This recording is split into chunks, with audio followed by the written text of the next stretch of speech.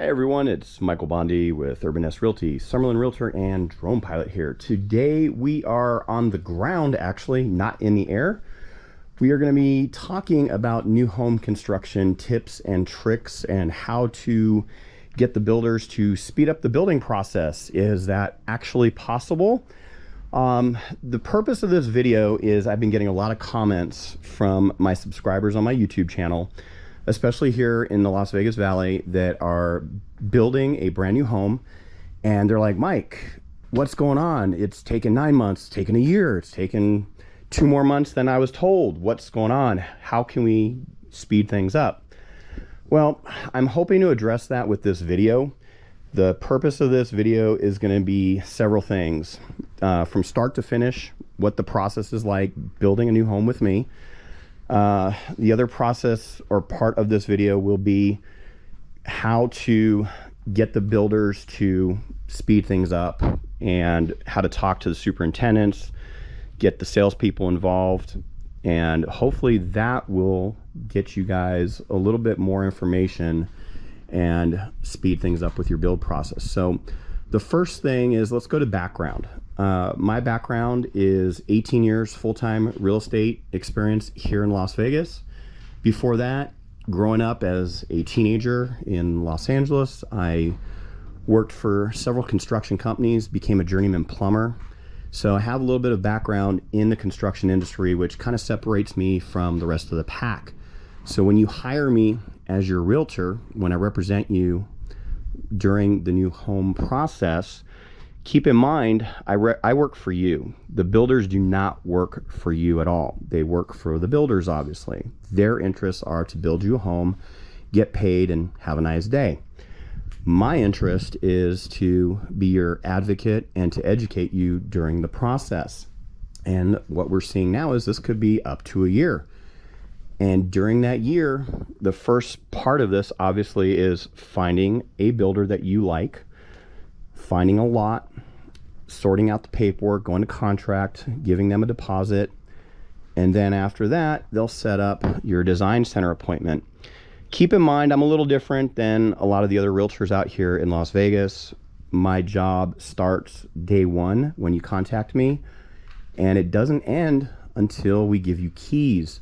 What that means is I go to the design center appointments with you, I give you ideas, suggestions, and most of that is designed so that if you call me up 2 or 3 years from now and say, hey Mike, we need to sell our house, I know exactly what was in that house. I have the options list. I know that it's going to be sellable.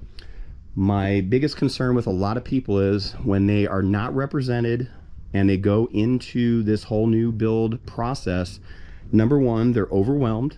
Number two, they don't have the knowledge that I have, whether it's dealing with the builders, whether it's the contracts, the paperwork, the design center appointment, the entire process, all the inspections that come up during the build process. And it's basically my job to see you through all of that. And hopefully with this video, you'll gain some knowledge that I have, and you'll make the right choices when we start building a home together. So let's get into this. First off, when you go to the design center appointment, they're going to overwhelm you with 100 different carpets, 100 different tiles, 100 different granites, 100 different quartz options. And what you're going to have to do is figure out a budget. Usually we're seeing people spend anywhere from 10 to 20% of the sales price in options. And those options could be structural options to either add square footage or add a bedroom downstairs from a den, adding an additional bathroom, going into more of a custom type home. You can pretty much do anything, but most of the builders here are going to give you very limited options. Those options can be changing a den from downstairs into a full bedroom downstairs with a full bath. I'm totally in agreement and support of doing something like that because it's better for your resale value. The other thing during the design center appointment is really start thinking about how you want this home to look. I do not suggest spending $40,000 on flooring. I think that's the most absurd thing that you could do during the process. A lot of people overthink the build process. My 3 top things that I suggest to people that you want to consider are structural options, whether you're changing from a den to a bedroom. Are you adding electrical? Are you adding plumbing? You also want to make sure that all of this makes sense, because when you get to a certain point with the builder, they're not going to allow you to change things. Once you've signed a contract, once your design center appointment is done, that's it. They start building. Have a nice day. So you really need to plan this out, and that's where I come in. Before the design center appointment, we will start talking about what your ideas are. What do you think you need, as far as, do you need a 3-bedroom, a 4-bedroom? Do you need a bedroom downstairs? And kind of go from there. Once the design center appointment is there and scheduled, expect to be there from anywhere from 2 hours if you're really quick and you know what you want, all the way up. I've been to design center appointments that have lasted 6 to 8 hours, so you're there all day. So it's really something that you need to plan out, and having a frank conversation with me is the first step to doing that. So next up, after you guys have designed the house, then what happens is they'll start trenching, they'll start framing the slab, and they'll start all of the necessary foundation work. So then after that, what will happen is, depending on inspections, depending on the build time, labor, materials, all that good stuff, they'll start getting into framing. Once they start getting into framing goes pretty quick. Then they'll start working on where this house is. This is a great example. So we're in here framing. They've already done all the rough electrical. They've done the rough plumbing. This particular home and community have fire sprinkler systems. So you'll see a cap right there. You'll see a radiant barrier system right here, which reduces the heat from the roof into the house. Then also we have insulation. The home is now insulated. So this home right now, more than likely, is waiting for drywall. And so what will happen is they'll come in, they'll clean up this house, make it really nice and pretty for the city inspectors to come in and say, hey, everything looks great. Your rough plumbing looks good. Your rough electrical looks great. Everything's up to code. This is phenomenal. Go ahead and drywall.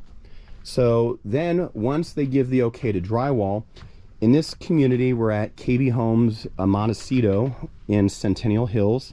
I've done about 6 sales here in the past year and a half. And once they drywall, they can drywall the interior of this house in a good 2 to 3 days, sometimes quicker.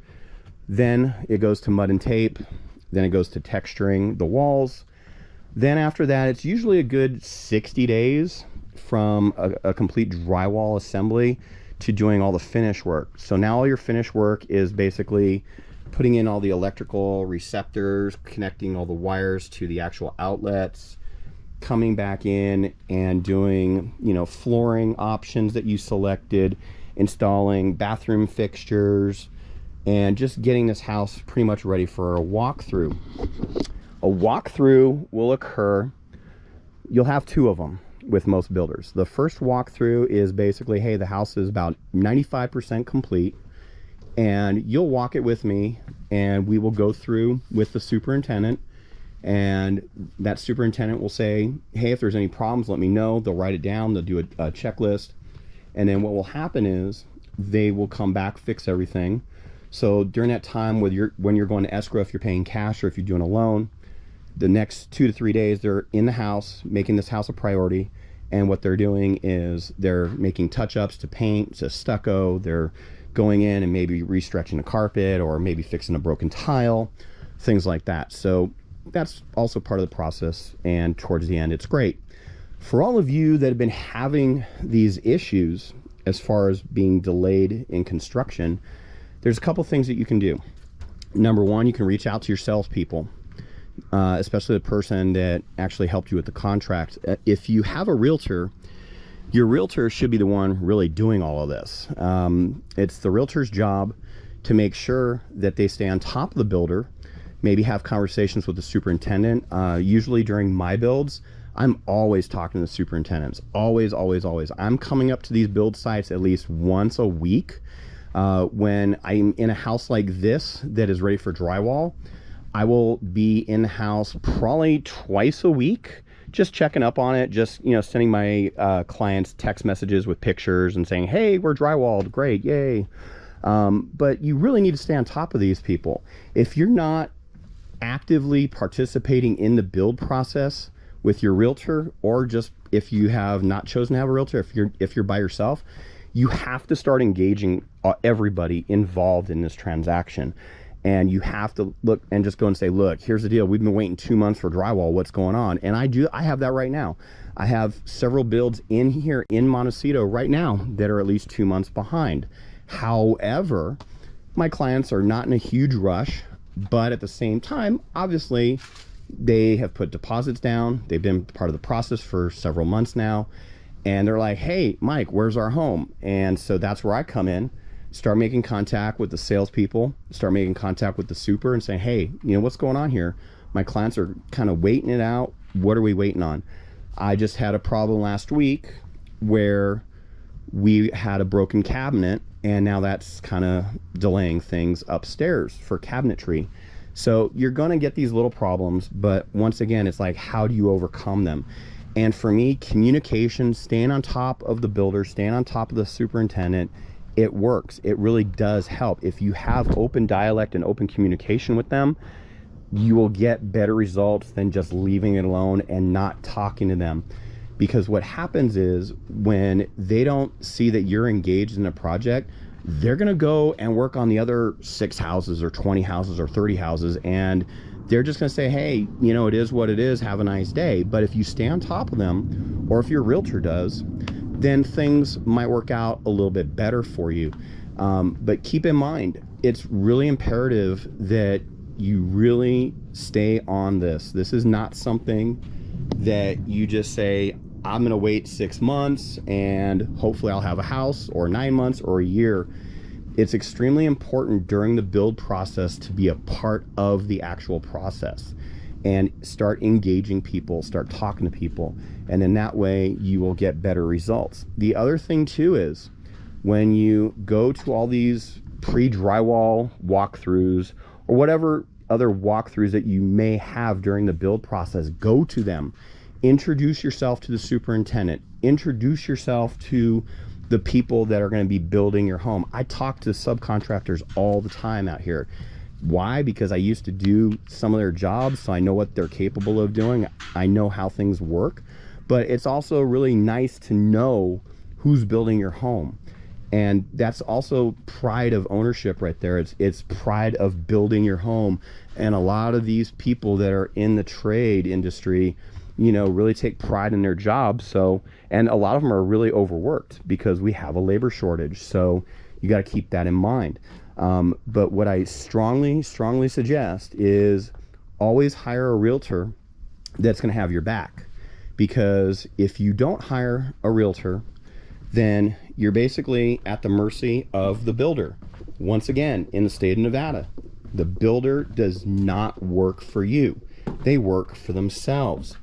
And in the state of Nevada, you are more than welcome to bring a realtor like me to the process. As long as they pay me a commission, which most of them do, then there shouldn't be an issue. There are several builders here in town that I will not deal with.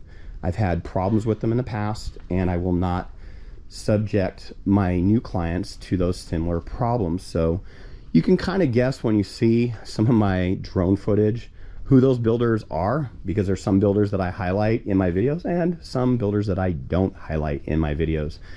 The other thing too is if you ever have any questions and or comments or concerns or suggestions or ideas for my channel, let me know. But I'm going to wrap it up by just saying this.